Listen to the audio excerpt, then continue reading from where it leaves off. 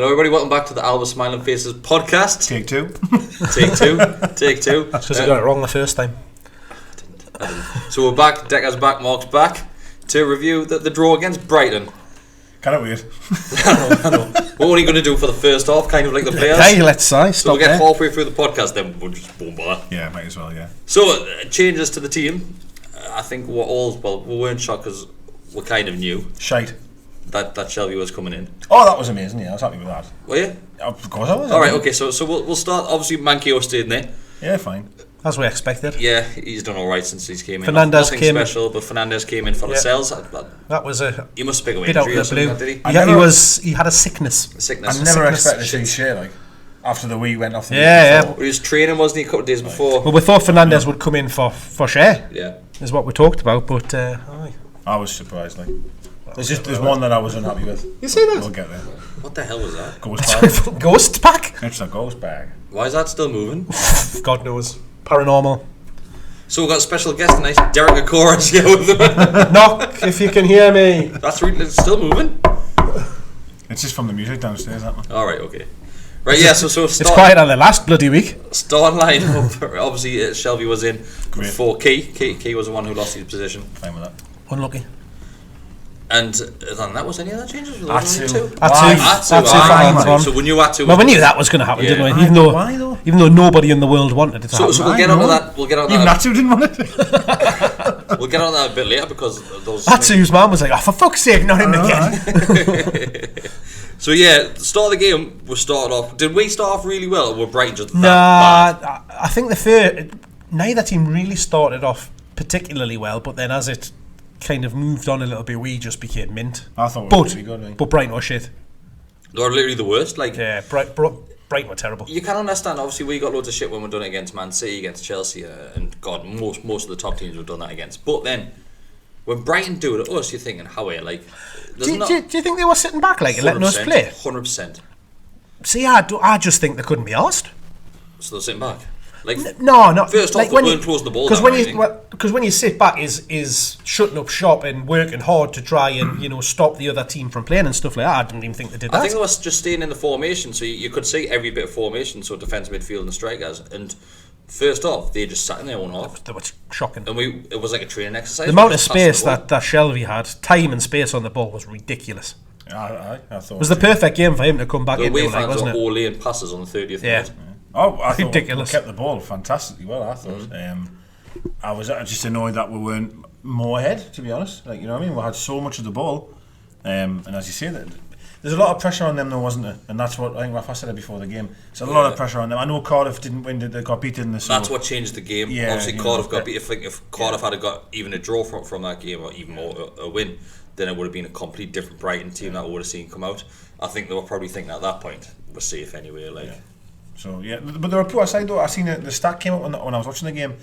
I think the last 10 times they've gone behind at home, they haven't won a game. Yeah. So once I seen they haven't scored a goal in 730 minutes or something. They're a poor side, aren't they? And it's a bit frustrating that we couldn't see it through, if you know what I mean. But I thought first off, I thought we were very good. I really did, honestly. I thought we were great. So comfortable in possession. Every player was, not just like you saying Shelby. Every player was. Hayden for me was awesome, wasn't he? Unbelievable, absolutely unbelievable. But the Bravka didn't have a single thing to do. Not a single thing in that first half. I've never seen him. You're right. He didn't even have a shot on target in the first half. No. That changed second half, but we'll get on that in a bit. But let's say obviously Shelby came in. So what did you think of his performance? Well, I have to be honest. I was out for wetting the baby's head, as you know. So the first half I watched, and then I was playing football with the bin in the back with the lads in the garden, and then I went into the shower. So I did miss the first 15 minutes or 20 minutes of the second half. And when I came back down, the lads were almost asleep. They were like, "Oh, it's really shit this." But then from then on, when I seen it, I felt that Shelby didn't do anything. First half, I felt that everything went through Shelby the first half, which is exactly what I expect. That's normal, though, isn't it? Because, and that's sometimes for me is what. Well, you might not like what that. What impedes our game? Do you not think that? Like I know you like Key, and I like Key. I don't dislike Key at all. But when you see Shelby play like that in the first half, I just see how much more of a player Shelby is compared to Key. Like, I really do. He's just that's what I'm saying player, before there is it was the perfect game for him because Brighton just let him play. They didn't close him down. There was no attempt on anybody really to try and to win the ball back and stop him playing. So he was just able to pick passes all over the place. I was very surprised he got me a captain. Like, I mean, well, he's vice captain anyway, isn't he? So he just automatically gets it. Dummett being on the pitch as well. Richie's on it, surely. Like. Richie's always said that he doesn't want to be captain. Yeah. It's been off him before. Even vice captain, he's always said that he doesn't want it. But he's vice captain. He automatically gets it if he's in the. Yeah, well, fair enough. Because Lascelles is out, isn't he? I just think when you haven't been playing ever, to come straight back in as captain. But that's understandable. I fully expected Dummett to get that, obviously, because he's had that position for God knows how long now. Back in the team. Well, might as well get there now. Speaking of Dummett. Dummett was good as well. I like him, man. Like, obviously, a few seasons back, I was not under the impression I thought he was dog shit. A few seasons back, but I think he was. Yeah, I think as each season's gone on, he's just grew and grew into that role, and now he's I would say a steady Premier League player. I think he could easily play in majority of those teams, obviously up until top 8. You would think that. I think it's another one where Rafa deserves credit in regards to like. He's seen Dummett for what he is, and we all know that he's not going to ever be offensively amazing forward. But under Rafa's tactics and all that, he's even more solid as a defender. We mentioned it on the last podcast. It's no nonsense with Dummett, isn't it? He's obviously, if he's got to put a challenge in, he'll do it. He won't try and nick the ball and just run off like what you'll see Shaw or Lejeune doing. Dummett will just basically go in and win that ball. Because he's not good enough. By going exactly. So, but he knows that. He clearly knows that. So he knows his limitations. He just needs all that he knows is that I need to stop that ball from getting further towards a goal.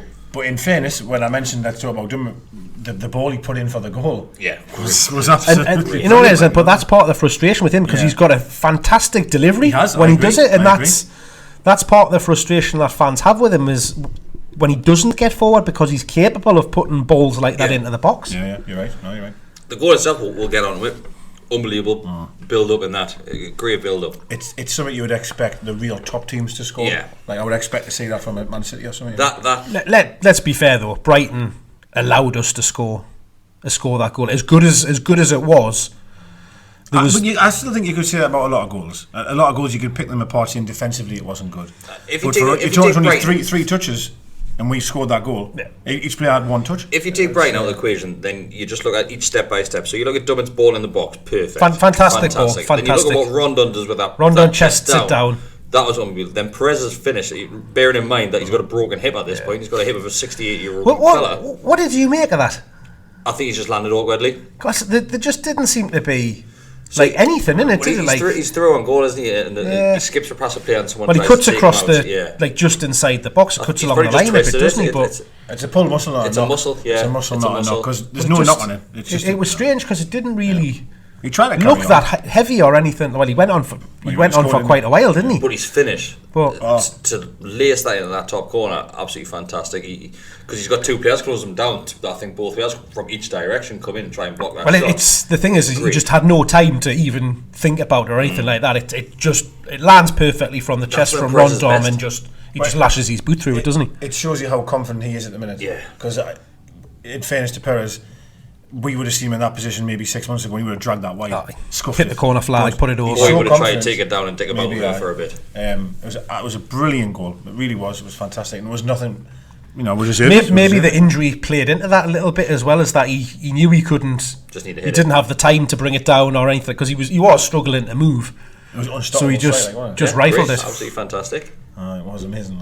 But I thought he didn't even celebrate because he was couldn't move. He was hobbling around. He was going when he was actually not. Like Rondon was like. But I thought we were going to have a similar situation as what we had with Lascelles. Remember when Lascelles got injured, he's pulled his hamstring for God knows how long. Rafa wasn't taking him off because Lascelles was saying I'll stay on the pitch. I thought we were going to have that situation again. He did stayed on a while. He did play on for quite a while. Stay on a while. Yeah. He got treatment, didn't he? And I honestly thought when he gets treatment, a bit of spray on it would be fine. Yeah. But, because it didn't look like anything at all from the little clash, but just must have been a fancied arrest or something like that. That was it, really, wasn't it, in the first half?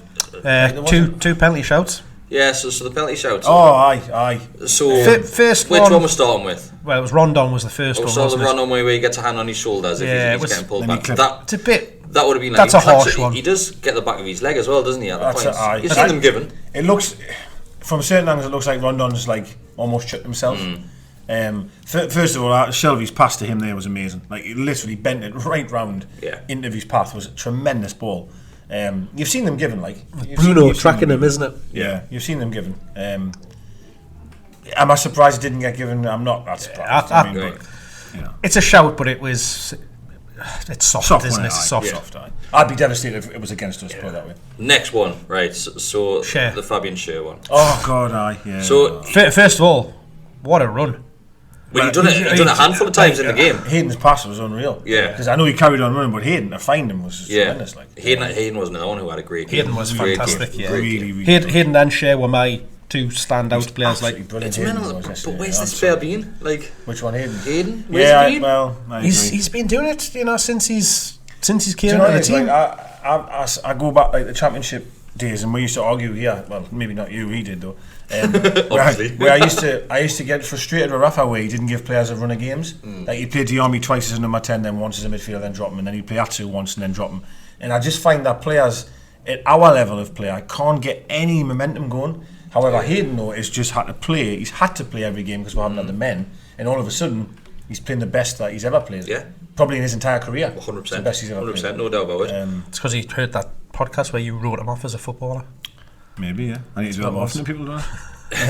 No, so right. That's why I keep stating Perez every week. Some of the grief you works like a charm. Some of the comments on the last podcast video, Jesus, unbelievable. My favourite one. Deserved, like. Why is Mark such a twat? That's my favourite one. Short memories, that's all I can say. Why is Mark so deluded? The truth hurts. You both of you even sat here last week and agreed that up until Christmas he'd been dog shit. Yeah, but I don't think that's why people are kicking off. The comments are kicking off because you're still giving them shit even though you had scored a hat-trick. Yeah, I scored a hat-trick, and you're apparently seeing goals come from the other side of the field. No. So the goal was scored from that side. The build-up might have happened to be down this side, but the goal came over there. So if anyone disagrees with Mark and Gage, just put a comment in the box below then. Just I like it. Just see how many names you can call. I think it's hilarious. Sorry, we'll have to. I think I'm like the Richard Keys of this podcast. I just say things to. I'm a little bit less hairy. Just say things to wind people up, just to get that interaction going. That's funny. So right, the penalty chance. Yeah. So he gets a ball and he skips around a couple of players, doesn't he? Then he gets taken down. He does get. It is a heavy touch in fairness to the referee, but. You could argue he gets fouled before he takes that touch, and then as the keeper comes charging out, the keeper definitely catches him. Yeah, there's no. I think he gets touched twice. I think twice. Yeah, defender then the keeper. He has ample time to go down, but I have to. What's the word I'm looking for? Praise him that he didn't fall to the ground. Well, that's the. But on the flip side, you're like, just fucking go to the ground. You know what I mean? So it's one of them, isn't it? For me, it's a penalty. Like he's not that type of player, though, is he? That's the. It's 100% a penalty. What annoys me is if that's outside of the box, the referee would play advantage.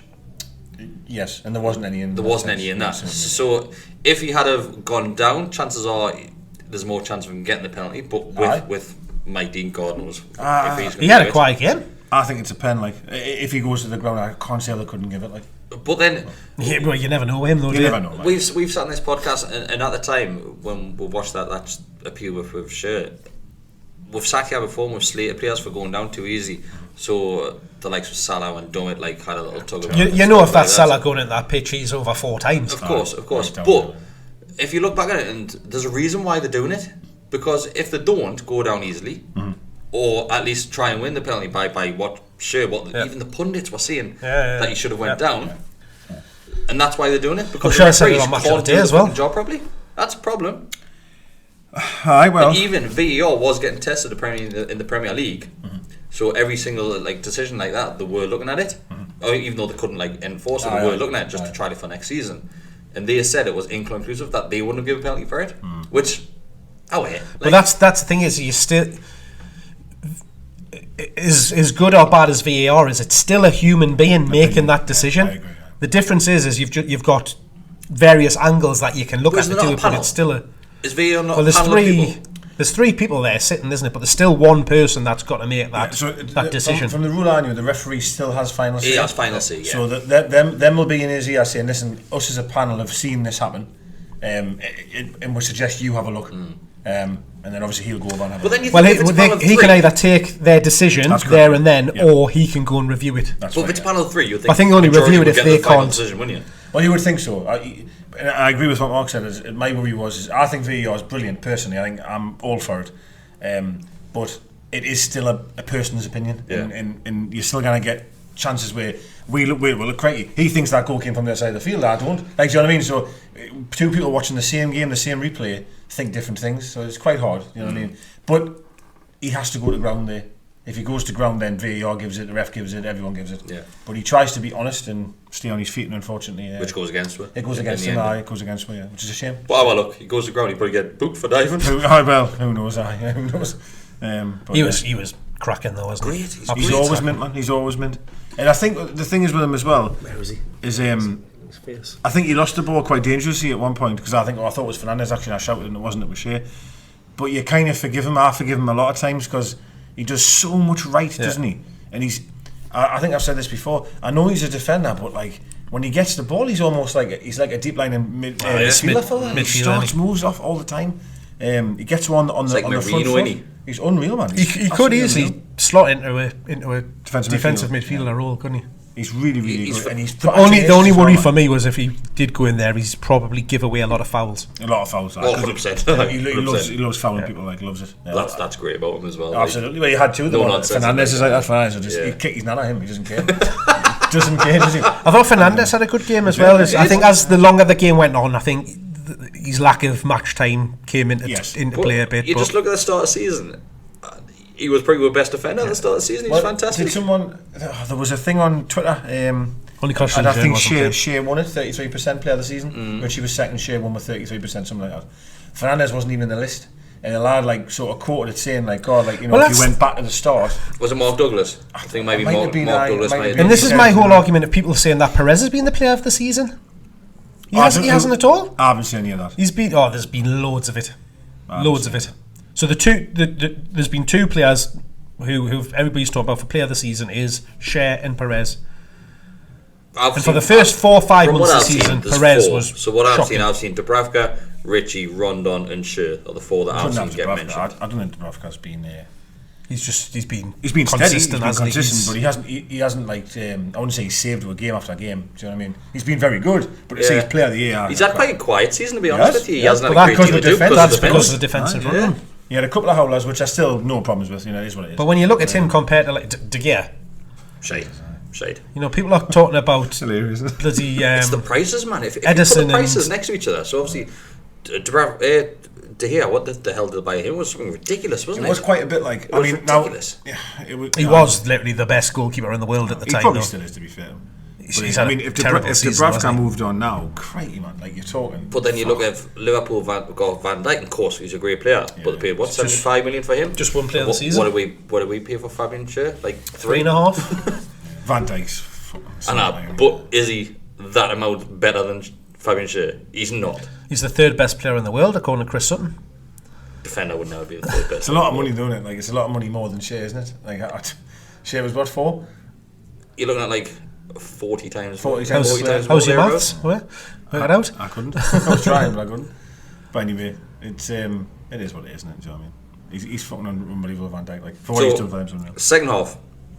Is it worth talking about the second half? Because Brighton came out with different teams. Well, they made a lot of substitutions, didn't they? And they just from the off in that second half, they just approached the game completely different. They were closing down. We were the ones that sat back really in the second half.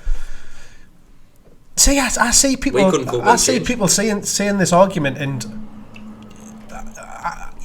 you're not going to intentionally sit back. It's they're making it. Well, that's just because they weren't trying. Whereas, they made significant changes at half time and changed their game plan and everything. They were closing down the ball. Their strikers were closing down our centre halves. Their midfield pushed right up the pitch. So was that March one who came on? He made a big difference for them. But they just moved everybody up the pitch. That automatically meant we were on the back foot because they moved up the pitch. They were working harder. They were closing down. Okay.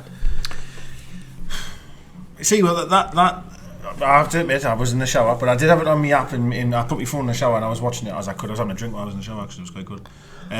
But the problem that you've got, right, with what you're saying there, so you're playing Brighton, right? There's absolute shite, right? Absolute shite. Haven't scored for 10 years, right? And all of a sudden, the midfield pushes up by 10 yards and we can't get the ball back. Like we're in big trouble if we can't come up with something to be able to get around that. Man City wouldn't panic. Fucking Liverpool wouldn't have panicked. They've went 10 yards further forward in midfield. And you have to be fucking better to get. That's where Shelvey struggles when he hasn't got the ball. Exactly what I was going to say. That's where Shelvey goes missing because he can't dictate the play and approach to the game. Well, you would see every player fucking guys missing if they haven't got the ball, wouldn't you? Surely Perez guys missing. Well, the difference is with different midfielders in there is they'll then try and go and get the ball back. I think Shelvey was just lacking complete match fitness in his shoulders. Well, he will, and yes, I do agree. Shelvey, he's not the type of player that's going to be in a dogfight in graft for you. As I still don't really think Key necessarily would either. Now, he might run around, but he's not going to tackle anyone. Well, he came on. Hayden does that job. You know, Hayden's very good at that. Diarmi would do it as well.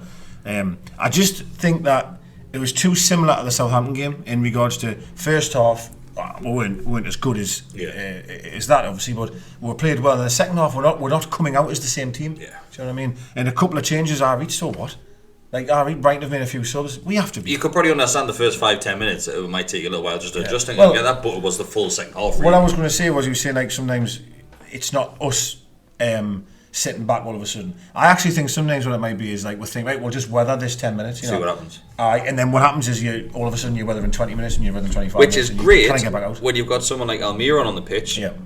Who obviously can create those runs and obviously on the counter attack, the likes of Brighton would be shitting themselves just in case they did lose the ball in an awkward situation. Yeah. But then you've got to remember with Perez going off the field, that made an impact. Well, Kennedy came Jesus on. Christ. Jesus. We didn't even talk about that. And again, what the fuck? How can he come on ahead of Mutu? I know. How can he come on, man? Is Mutu? So there's been talk this season, this week, of people saying we only ever bought Mutu as what's the word? So. Morgan signing just to get a bit, but I don't want to believe that. But Rafa's not. Was he Rafa's player? Yeah, he has final say on every transfer that comes in. He didn't just turn up for training and he's out of a taxi going, hello mate. Yeah, and he had to sell shirts. Like back in the Keegan days. No way did that happen. The thing is, we've all sat here, and there's been plenty of people in the run up to that game that have sat there and said Mutu should be in that team because when he has played, he's shown what he's capable of and what he can bring. He's shown more in training than Mutu is. Perhaps. I'm surprised if that's the case. Very surprised, but because Mutu does look like a grafter, but maybe he's thought I've came into this club thinking I was going to get a chance. Nah, but if you see all like he'll be pissed off. You see all the training videos and stuff like that, and the stuff that Funny at 8 put out that he's featured on, he's banging them in and doing all sorts of stuff in training. So is Kennedy's. Let's talk about him. So apparently Chelsea won £30 million for him. Never happening. They're lucky if they're going to get 3 for him, right? Never happening. He's garbage. What a 12 months. What a 12 months though. I know. I think this is. Have you ever seen a decline in a player? Do you not think it's maybe because never. He knows that he's not going to get signed by us in the summer. But even if he doesn't get signed by us, you think he'd be performing a little bit better. But he did the same. So he could get signed by someone else. He did the same last season when he was out on loan. He started off very well and then just phased out, and then before we came to us. No. It's I've never seen it. Obviously, like I was just touching on there, all of us, 3 or 4, were sat here going, make him a record sign. 52,000 people wanted him, if not more, wanted to buy him. But then it shows like that, and he's shite. If you look through it, at the end of the day, he's garbage. He's terrible. Absolute garbage. But that's the thing is he can't be, because you know what skills he's got, you know what ability he's got. He's just, for whatever reason, he's just not doing it. Right up there, then, if he's got that ability and he's not willing to put the effort in. Do you think if he had scored that penalty against Cardiff, 3rd game in the season, 4th game in the season, and he missed it? Not even less than that, wasn't it? Like the second or something. That was huge, and that really fucked him. That did, like, his confidence was shot. The thing is that entire game he was terrible. He didn't find a shirt, didn't he? For an hour, summed up his performance, didn't it? And it's like he hasn't been able to sort of shake that off and move forward. It just that game sums up his season, doesn't it? It does. It really does, and it's a shame because I agree. You know, we know this time last season he was unbelievable. He really was. That's what I know. Like, I'm sitting here saying he's garbage. He's clearly not. Yeah. Because we know there's a player in there, but there's something not right. The fact he's had a young child. That seemed to fuck him a bit, didn't it? He's a young kid himself. I don't know. But it's a shame it hasn't worked, and he'll be gone. But going back to what I was trying to say, be a top player. It just for whatever reason. Where's he going next season? He'll go away. He'll go abroad. Germany. He'll go somewhere. He'll just go away into the forbidden. Russia. There's a lot of Brazilians in Russia, isn't there? Didn't he go away before us? And he got sent back, didn't he? Because he's actually that's what I said. So he was unknown. He was unknown somewhere, wasn't he? Before he came to us. But anyway, how was he getting on ahead of Muto though, man? Brighton or Bournemouth or something like that. Was terrible. Was he? I think. No, he wasn't any of them. It's just shit. It's absolutely because I was annoyed that Atsu started, and when Perez went off, I went, "Finally, we'll see him now." Yeah, it was obvious. I thought it was obvious we're going to see Mutu and Kennedy were warming up, weren't they? They were playing, were warming up again. And I thought, surely it's Mutu coming on, yeah, because we're all begging for Mutu to start. Obviously, like you say, instead of Atsu. Atsu as well. Did he do a great deal? I just think he was busy, wasn't he? As was said last week, right? I didn't understand. Like we're already safe now, right? I've watched Atsu for 9 years, it feels like, and I know what Atsu's got to offer, right? Not amazing, not terrible. Yeah. But we haven't seen Muto play very much, so let's give him a chance. There's nothing else to lose. We've got nothing else to lose. Play him. Unless Rafa just doesn't think he can play behind in that position, behind. So if he doesn't think he can play that, what does he think he can play as then? If he can't play that role, well, he's always played him as a striker, hasn't he? Well, he ain't doing that. He's never going to start a game. He's never going to play, is he? He's never going to go ahead of Rondon, sorry. Well, not until next season when Rondon gets gone. Buggers off. If he does, But then even next season, you're not going to have Mutu up top by himself, are you? He's not winning the balls. Well, absolutely. The start of the season were possibly were fun, didn't we? He's tall, he's like, isn't he? Mutu's like Perez, isn't he? Like, he's not going to be a lone striker. I think we always said Perez, Mutu and Almiron are similar sort of players, obviously number 10 or winger. That would be a nice little pacey front three though. But you've got anyone to win the ball, and you know away, like we'll just hop like hoof it up the pitch. But if you play it on the floor through the middle, like we have been with those, like playing it into. We're nothing without a big front. Almeria zero without a big front man. We're not good enough. So if you look at this season and take Rondon away, we're not scoring goals. Like I totally agree. That's why I still say he should be up there for player of the season because he's so important for what we are. Yeah, but there has been games where he's gone completely honestly, missing. Nearly every week I sat on this table, he scored. It seemed every game was him scoring again. It seemed that way to me. What was the game? He had loads. It was only a handful of games ago. It was a away game, and he had loads of chances, and he fluffed every single one of them. He might do, but I'm telling you, most games. He's a great player. Like he scored most. We're stupid if we don't sign him. Like ridiculous, if we don't sign him. Yeah. We won't. Like. He kind of scored that. Well, no, he scored. I know, but there was like we beat Watford 1-1 in a way. He scored the winner, I know. and it was one game at home. He scored both. He's been influential in every single. I'd love to see him stay. I heard that was still massively linked. I was speaking to someone the other day, and he was saying that guy from Wolves is that Paraguay? Venezuelan. German Germany guy. I'm sure. 35 million apparently. He says it's I'm sure it's the young Venezuelan kid. And I'm like, I don't know about that. Like. We'll see. Rafa's only got another 50 million left to spend if he does buy him. Oh, you know, Jesus. So their goal, quickly touch on their goal. They had a lot of chances before that. Any that really? Yeah, there was one from a corner, which I actually thought had gone in, and kind of went into the side net and then in behind. When it was 1-1, they had a chance as well, and they blazed over the bar. It was one of they had a good 3 or 4 chances. The goal was conceded though, but it was a Newcastle United goal. It was a strange goal, wasn't it? Because like it was no way he was through a goal in. For me, it was a well worth goal by them though. Shite. With defenders, they couldn't physically turn the body quick enough to get where he was. But it was a late run into the box, wasn't it? And it was good header back into his path. Because once Dubravka come, you knew it was a goal. Yeah. Because he couldn't get there ahead of that player. Yeah. I'm not saying he should have stood in his line either. I'm just saying once you seen him coming towards you, fuck. Late arrival onto the ball between two defenders, you cannot stop it. There's a couple times in the game where Dubravka was coming way out of his 6-yard box to get balls, and he was just punching them out, which was fair enough because sometimes we've seen him go for these and drop them. Yeah. They could have scored one in the last 10-20 seconds of the game as well. Was that not the header? Murray, wasn't it?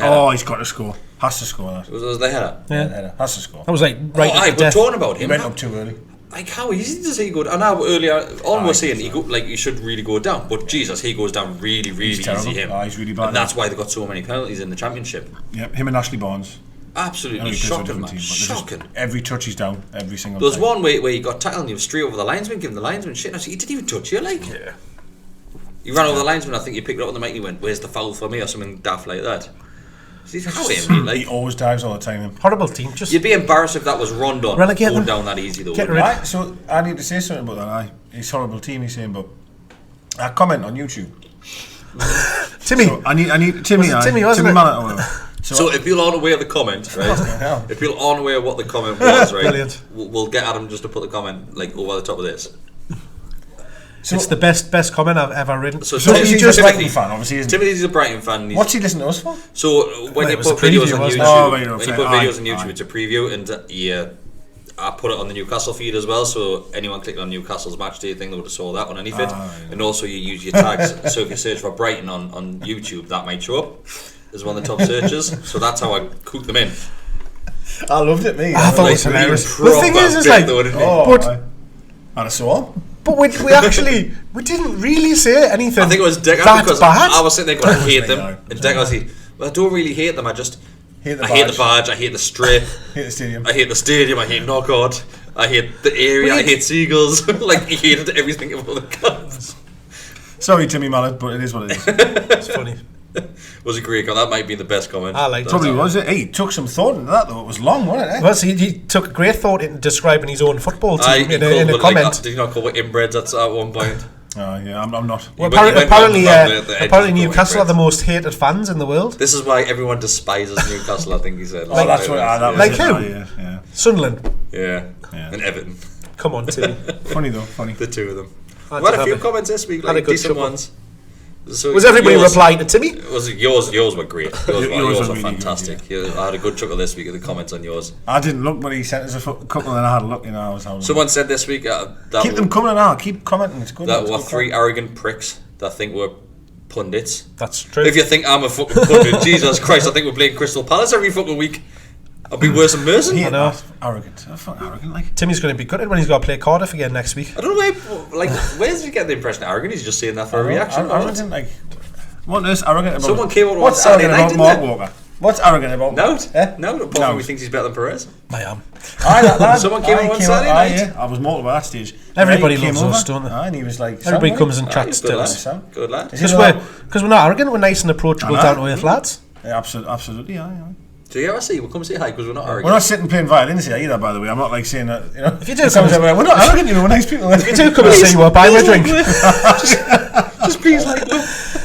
It's lovely when they come up and say it's a great podcast. Buy a drink. They thank we. Aye, next week.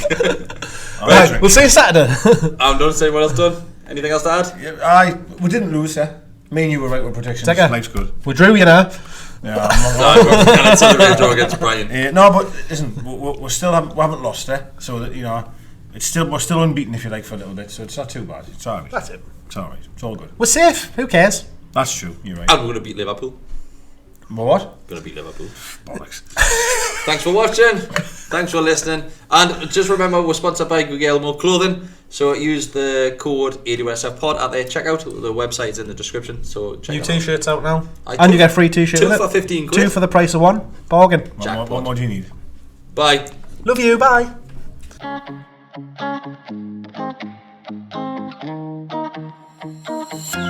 Be